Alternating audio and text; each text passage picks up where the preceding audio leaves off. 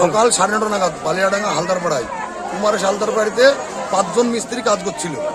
5 জনের মধ্যে 2 জন ওই নেউয়ের মধ্যে ছিল, সাইড দিয়ে পোতা কাটার জন্য নেউ করা ছিল পাঁচিলের পাশ দিয়ে। পাঁচিলের পাশ দিয়ে যখন পোতা করা হয়, 3 দিন ধরে বৃষ্টি হচ্ছে, তো বৃষ্টি হওয়ার ফলে রাস্তা অটোমেটিক মাটিটা নরম হয়ে আছে। যে 2 জনা ওই থেকে নেউ করছিল তখন পাঁচিরটা মিস্ত্রির ভুল আছে, ওখানে মিস্ত্রিকে অবশ্যই দেখার দরকার ছিল যে পাঁচিরটা কিভাবে চিপতে হবে। যখন নেউটা করার সময় 10 ইঞ্চি পাঁচির ছিল, পাঁচিরটা ভালো মোটা, বেশ 10-12 ফুট চওড়া পাঁচিরটা। সেই পাঁচিরটা নিচ থেকে ভেঙে পুরো যে গৌরাঙ্গ হালদার বলে যে মারা গেছে, গৌরাঙ্গ দাস বলে যে মারা গেছে, তার মাথার উপর পড়ে, মাথার উপরে ঠিক উপর।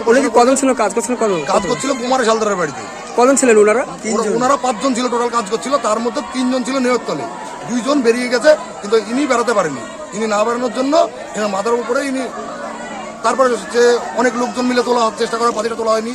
জিসিবি ফোন করা হয়, দমকল ফোন করা হয়, থানা ফোন করা হয়। 3টি ফোন করার পরে সবাই আসে, তারপরেও সেই পাঁচিরটাকে সবাই হাতুড়ি দিয়ে কোদাল দিয়ে ভাঙার পরে তাকে তোলা হয়, তুলে হাসপাতালে নিয়ে আসার সময় হাসপাতালে বলা হয় সে মারা গেছে।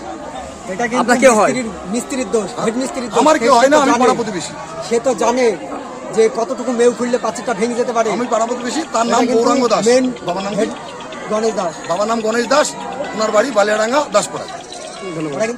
ইটের দেওয়াল ধসে পড়ে মৃত্যু এক শ্রমিকের। ঘটনাটি ঘটেছে নদিয়া জেলার অন্তর্গত মুরুটিয়া থানার অধীন বালিয়াডাঙ্গা হালদারপাড়ায় কুমারের হালদারের বাড়িতে। গত 3 দিন ধরে ওই এলাকায় বৃষ্টি চলছিল। এরপর বাড়িতে রাজমিস্ত্রি লাগায় ওই ব্যক্তি। কাজ চলাকালীন হঠাৎ ইটের দেওয়াল ধসে পড়ে, চাপা পড়ে মারা যায় এক শ্রমিক। ওই শ্রমিকের বাড়ি বালিয়াডাঙ্গা দাসপাড়ায়। নাম গৌরাঙ্গ দাস, বয়স 30 বছর। স্থানীয় লোকজন গৌরাঙ্গ দাসকে উদ্ধার করে তৎক্ষণাৎ করিমপুর গ্রামীণ হাসপাতালে নিয়ে যায়। সেখানে কর্তব্যরত চিকিৎসক তাকে মৃত বলে ঘোষণা করেন। মৃতদেহটি করিমপুর থানার হাতে হাসপাতাল কর্তৃপক্ষ তুলে দেয়। আজ ময়নাতদন্তের জন্য মৃতদেহটি শক্তিনগর জেলা হাসপাতালে পাঠানো হবে। এই ঘটনায় মুরুটিয়া থানার পুলিশ ঘটনাস্থলে যায় এবং তদন্ত শুরু করে যে কিভাবে দুর্ঘটনাটি ঘটেছে। বালিয়াডাঙ্গা দাসপাড়ায় এই মর্মান্তিক ঘটনায় এলাকায় শোকের ছায়া নেমে এসেছে। নদিয়া জেলা থেকে বিশ্বজিৎ রায়, আসমাত মণ্ডল ও রাকেশ মণ্ডলের রিপোর্ট, সবার সাথে বাংলা নিউজ।